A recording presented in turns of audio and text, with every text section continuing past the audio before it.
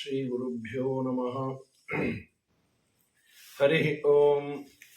आपादमौलिपर्यन्तं गुरूणाम् आकृतिं स्मरेत् तेन विघ्नाः प्रणश्यन्ति सिद्ध्यन्ति च मनोरथाः। सत्यं विधातुं निजभृत्यभाषितं व्याप्तिं च भूतेष्वखिलेषु चात्मनः ಅದೃಶ್ಯತಾತ್ಯದ್ಭುತರೂಪಮುದ್ವಹನ್ ಸ್ತಂಭೆ ಸಭಾಯಾಂ ನ ಮೃಗಂ ನ ಮಾನುಷಂ. ಭಾಗವತದಲ್ಲಿ ಬರುವಂತಹ ಒಂದು ಸುಂದರವಾದ ಪದ್ಯ. ನರಸಿಂಹದೇವರು ಕಂಬದಿಂದ ಬಂದಾಗ ವೇದವ್ಯಾಸ ದೇವರು ಕೊಟ್ಟ ಚಿತ್ರಣ. ಎಲ್ಲ ವೀಕ್ಷಕರಿಗೆ ಅಭಿನಂದನೆಗಳನ್ನು ಸಲ್ಲಿಸಿ, ಭಾಗವತಾದಿ ಗ್ರಂಥಗಳು ಕೇವಲ ಶ್ರವಣಾದಿಗಳಿಂದ ಪುಣ್ಯಪ್ರದವೋ ಅಥವಾ ಇವತ್ತಿನ ಕಾಲದಲ್ಲಿ ಅಲ್ಲಿಯ ಸಂದೇಶಗಳನ್ನು ನಾವು ಆಫ್ ಮಾಡಿಕೊಳ್ಳಬಹುದಾ ಅನ್ನೋ ಒಂದು ದೊಡ್ಡ ಪ್ರಶ್ನೆ ಇದೆ. ನಿತ್ಯ ಜೀವನದಲ್ಲಿ ಇವತ್ತು ನಮಗೇನು ನಾನಾ ತರಹದ ಡಿಪ್ರೆಷನ್ನು, ಇನ್ನ ಬೇರೆ ಬೇರೆ ತರಹದ ಮಾನಸಿಕವಾದ ಸಮಸ್ಯೆಗಳು, ದಿನ ಬೆಳಗಾದ್ರೆ ಗೊಂದಲ ಪ್ರತಿಯೊಂದು ವಿಚಾರದಲ್ಲಿ. ಇದು ಯಾಕೆ ಅಂದರೆ ಈ ಗ್ರಂಥಗಳಲ್ಲಿ ಹೇಳಿರುವಂತಹ ಅಮೂಲ್ಯವಾದ ಸಂಗತಿಗಳು ನಾವು ನಮ್ಮ ಜೀವನದಲ್ಲಿ ಅಳವಡಿಸಿಕೊಂಡಿಲ್ಲ. ಯಾಕೆ ಅಂದರೆ ಅದು ಗೊತ್ತೇ ಇಲ್ಲ. ಆ ಟೂಲ್ಸ್ ಇದ್ರೆ ವಿ ಕ್ಯಾನ್ ಯೂಸ್ ಇಟ್. ನನ್ನಲ್ಲಿ ಟೂಲ್ಸೇ ಇಲ್ಲ, ಸಮಸ್ಯೆಗಳು ತುಂಬ ಇದ್ದಾವೆ, ಸಣ್ಣದಾಗೆ ಬಗೆಹರಿಸ್ಕೋಬೋದು. ಪ್ರತಿಯೊಮ್ಮೆಯೂ ನಾನು ಮೆಕ್ಯಾನಿಕ್ ಹತ್ರ ಹೋಗ್ತೇನೆ ಅಂದರೆ ಅರ್ಥವೇ ಇಲ್ಲ. ನನ್ನಲ್ಲೇ ಒಂದು ಸ್ಪ್ಯಾನರು, ಅದಕ್ಕೆ ಬೇಕಾದದ್ದು ಯಾವುದನ್ನ ಇದ್ರೆ ಅಲ್ಲೇ ಸರಿ ಮಾಡಿಕೊಳ್ಳಬಹುದು. ಹೀಗಾಗಿ ತುಂಬ ದೊಡ್ಡ ಟೂಲ್ಸ್ ಅಂದರೆ ಭಾಗವತ. ಅದು ನಮಗೆ ತುಂಬ ಅದ್ಭುತವಾದ ಚಿಂತನೆಯನ್ನ ಕೊಡುತ್ತೆ. ಶ್ರೀಮದ್ ಭಾಗವತದ ಸಪ್ತಮ ಸ್ಕಂದ ಅಂತಂದ್ರೆ ಒಂದು ಅಪ್ಪನಾದ ಹಿರಣ್ಯಕಶ್ಯಪು, ಅವನು ನಾನೇ ದೊಡ್ಡವನು, ನಾನೇ ಸರ್ವೋತ್ತಮ, ಶ್ರೀಮಂತಿಕೆ ಇದೆ, ವರ ಇದೆ, ಮರಣವನ್ನ ಗೆದ್ದವನು. ನೋಡಿ, ಮೆರಿಲಿಕ್ಕೆ ಮನುಷ್ಯನಿಗೆ ಏನೇನು ಬೇಕೋ ಎಲ್ಲವೂ ಇದೆ. ಹಿರಣ್ಯಕಶ್ಯಪುಗೆ ಎಲ್ಲವೂ ಇತ್ತು. ಹಾಗಾದ್ರೆ ಅವನು ಸುಖವಾಗಿದ್ದ? ದುರಂತ ನೋಡಿ, ಅವರ ಮಗನೇ ಅವನಿಗೆ ಸಮಸ್ಯೆ ಆಗಿದ್ದ. ತುಂಬಾ ವಿಚಿತ್ರ ಏನು ಗೊತ್ತಾ, ಆ ಮಗ ತುಂಬಾ ಅಯೋಗ್ಯ ಅನ್ನುವುದಾದರೆ ಸಮಸ್ಯೆ ಅನ್ಬಹುದಾಗಿತ್ತು, ಅವನು ತುಂಬಾ ಯೋಗ್ಯನಾದದ್ದೇ ಸಮಸ್ಯೆ ಆಗಿತ್ತು. ಈ ದಿಶೆಯಲ್ಲಿ ನಾವು ಭಾಗವತವನ್ನು ನೋಡಿದಾಗ ಅವನು ನಾನೇ ದೊಡ್ಡವನು ಅಂತ. ಪ್ರಹ್ಲಾದರಾಜರು ನಮಕಿನ್ನ ದೊಡ್ಡವರು ಬಹಳಷ್ಟು ಇದ್ದಾರೆ, ನನ್ನ ನಿನ್ನ ಮೇಲೆ ನಿಯಾಮಕ ಒಬ್ಬ ಇದ್ದಾನೆ. ಈ ಪ್ರಹ್ಲಾದರಾಜರನ್ನ ಕಡೆಯಲ್ಲಿ ಅವನು ಪ್ರಶ್ನೆ ಮಾಡ್ತಾನೆ, ನಾನು ಕೋಪ ಮಾಡಿಕೊಂಡ್ರೆ ಎಲ್ಲ ಲೋಕ ನಡಗತ್ತೆ, ಕ್ರುದ್ಧಸ್ಯ ಯಸ್ಯ ಕಂಪಂತೆ ತ್ರಯೋಲೋಕ ಸಹೇಶ್ವರಾಹ.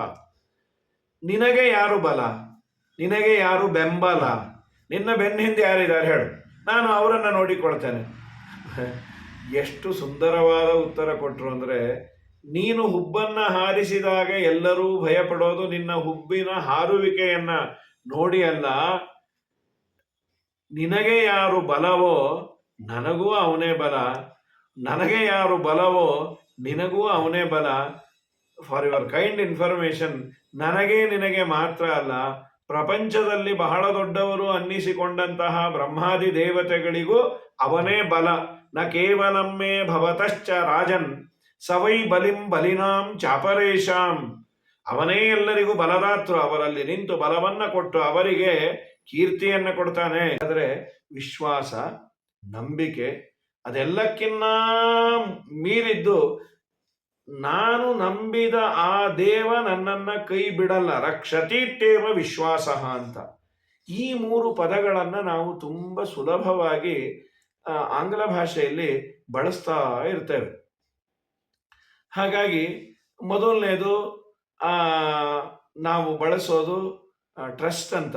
ಟ್ರಸ್ಟಿಗೂ ಮುಂಚೆ ಬಿಲೀವ್, ನಂಬಿಕೆ, ಇದು ನನಗೆ ಆಗತ್ತಪ್ಪ. ಆ ನಂತರದಲ್ಲಿ ಟ್ರಸ್ಟ್, ಆ ನಂತರದಲ್ಲಿ ಫೇತ್ ಅಂತ. ಪ್ರಾಯ ಮೂರು ಪದಗಳು ಒಂದೇ ಅರ್ಥವನ್ನ ಕೊಡತ್ತೆ, ಸಿನೋನಿಮ್ಸ್ ಇದ್ದಾಗಿದೆ. ಆದರೆ ಇಲ್ಲಿ ಸ್ವಲ್ಪ ವ್ಯತ್ಯಾಸ ಇದೆ.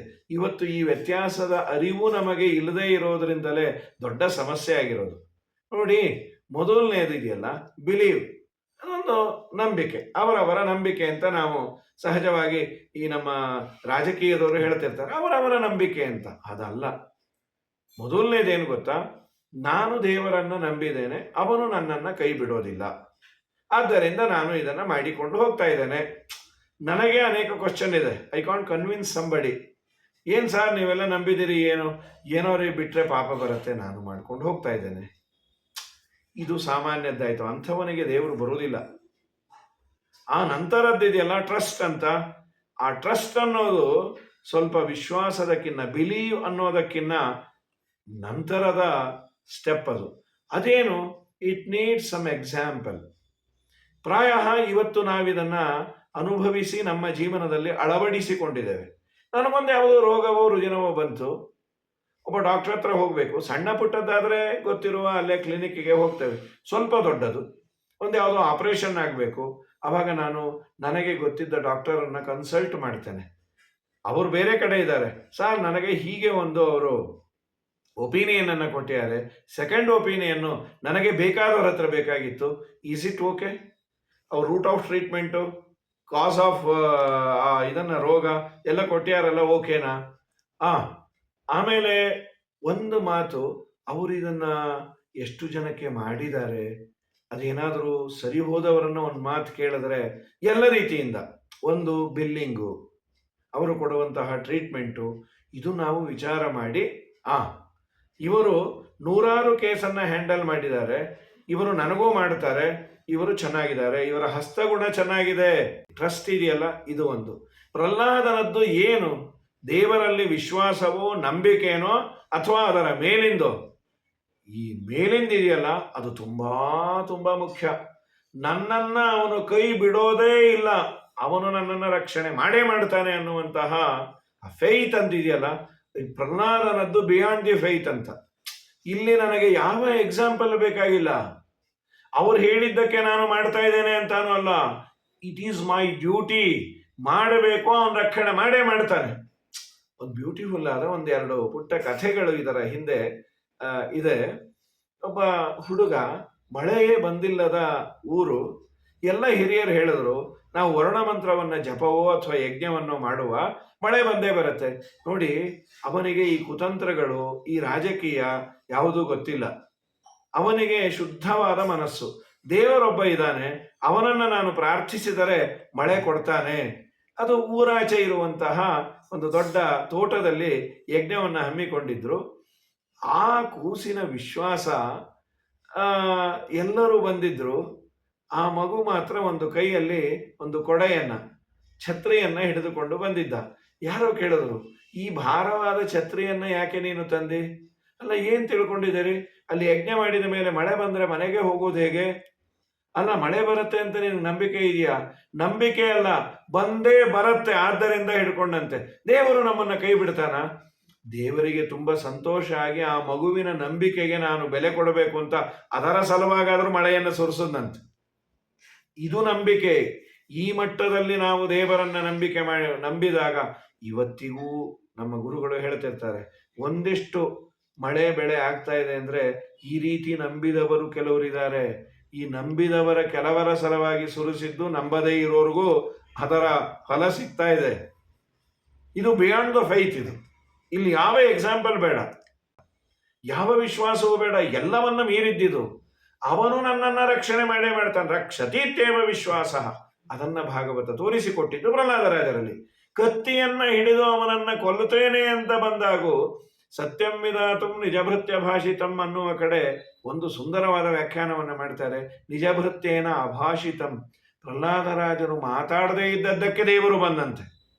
ಯಾಕೆ? ಅವನು ಕಡೆಯವರೆಗೂ ನನ್ನನ್ನು ದೇವರೇ ರಕ್ಷಣೆ ಮಾಡು ಅಂತ ಕೇಳಲೇ ಇಲ್ಲ.